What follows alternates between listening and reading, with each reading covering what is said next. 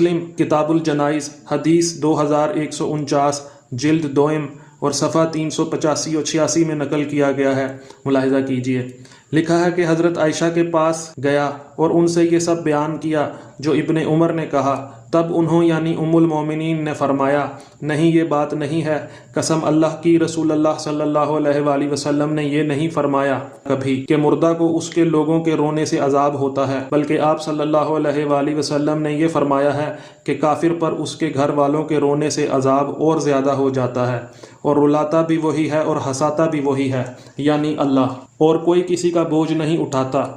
تو ایوب نے کہا کہ ابن ابی ملیکہ نے کہا کہ مجھ سے بیان کیا قاسم بن محمد نے کہ جب حضرت عائشہ کو خبر پہنچی حضرت عمر اور ابن عمر کے قول کی تو انہوں نے فرمایا کہ تم ایسے لوگوں کی بات کہتے ہو کہ وہ جھوٹ نہیں بولتے اور نہ وہ جھٹلائے جا سکتے ہیں، مگر سننے میں کبھی غلطی ہو جاتی